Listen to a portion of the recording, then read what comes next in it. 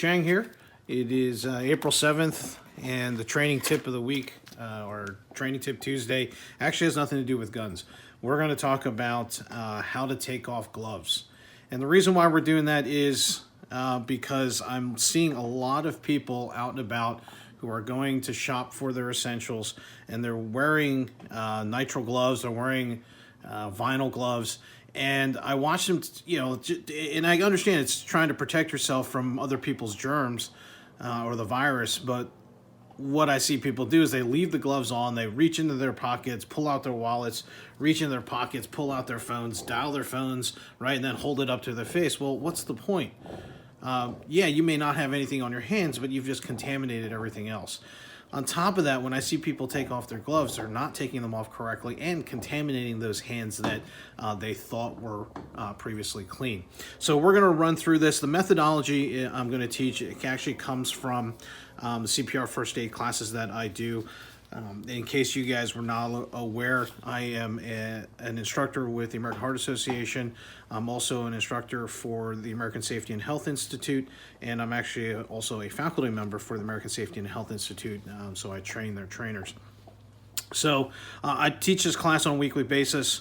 It's the first aid CPR AED class. So this is the methodology that the American Safety and Health Institute actually teaches. If you learn a different methodology and it looks a little bit different, I'm not saying that your methodology is incorrect. All I'm saying is that this is the one that I teach the most. This is actually the one that I prefer.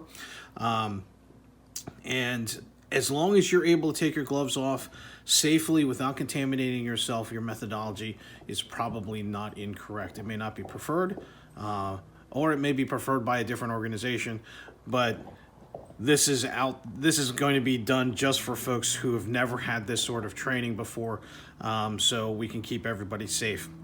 So I shouldn't have to tell you how to put on gloves, but I'm going to put on my gloves here. Hopefully I can stay in camera frame here.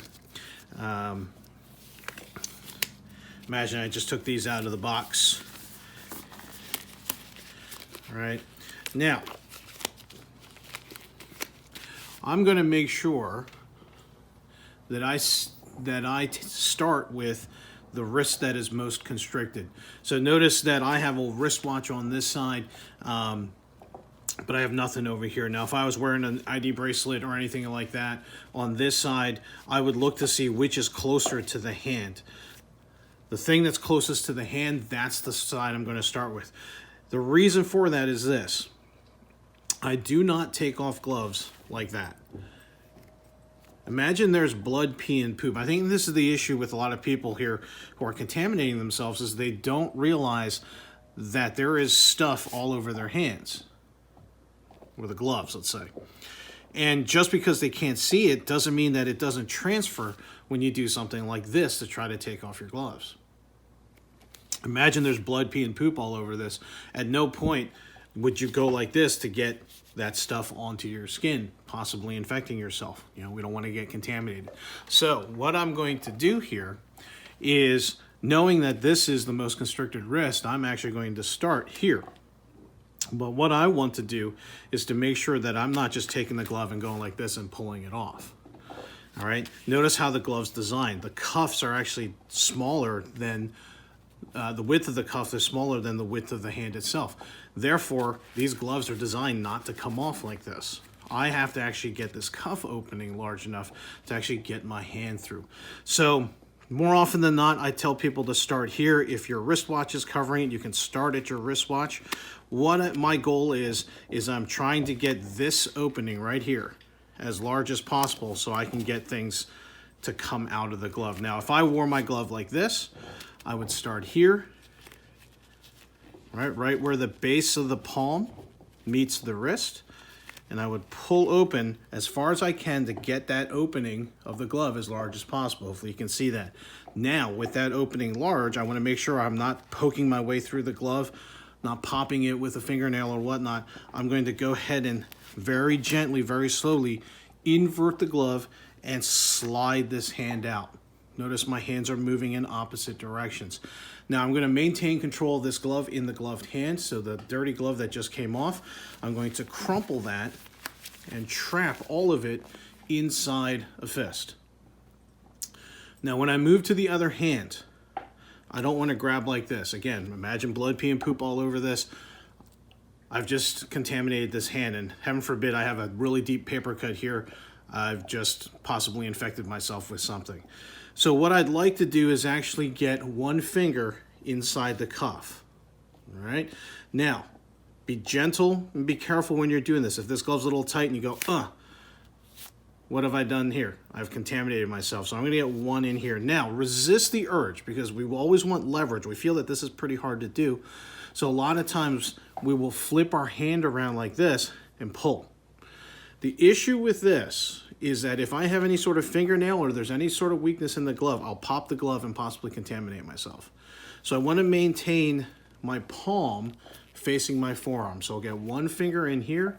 I get a second finger in here, and notice how I'm now starting to open up this cuff on the glove. I maybe get my thumb in here, open up that cuff even more. Now with that cuff open, I'm going to now invert the glove very slowly, very gently. Try to invert that glove. Notice my arms are moving in two different directions. Now, your hand may slip off at this point. Remember, this inner surface of the glove is technically clean. All right, you don't have to avoid touching this part. A lot of times people's hands will slip off and they'll bring this hand and put it over here and they'll say, oh, I can't touch the glove, it's dirty. And they'll start going like this. And they'll just keep going like this and nothing will happen. This leads to some frustration and they start trying to fling the glove off. Well, when I fling the glove off, what happens? I'm aerosolizing all the stuff that's possibly in here and spraying that around. So just remember, if your fingers slide off, that's fine. Go ahead and grab this clean surface of the glove. Don't grab inside. Grab right around here. Go ahead and pull your hands slowly, gently in opposite directions, thereby removing the glove off that hand and trapping the contaminants inside the glove. Now, if this had blood, pee, or poop on it, I would be telling you in our first aid class, I'd be telling you, hey, this has got to be disposed of in a biohazard container. Now, if you're out doing your shopping for your essentials, you're pretty sure you don't have blood, pee, or poop on this, go ahead and throw this in the trash. Please do not be one of those people that we've all seen the memes out there.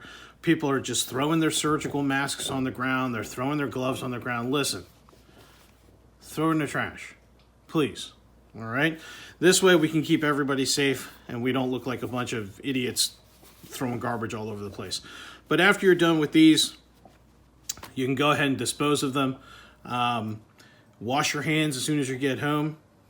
Soap and water. Remember, it's soap and water for 20 seconds. Sing the happy birthday song twice while you're lathering. Make sure you're actually getting your fingernails in here. Backs of your thumbs. A lot of people forget the backs of their thumbs, forget the backs of their hands. All right. Get all of that. Make sure you give it a good rinse. So that's our non-gun training video for this week. I hope you find this of use. Please share this. There's a lot of people out there who do not know how to take off their gloves. And at that, I hope you have a great day. If you like this video, please click the thumbs up there and go ahead and subscribe to the channel. Click the bell so that you get notified that whenever we put up new videos. And when the range is open, I'll see you guys out on the range. Everybody stay safe.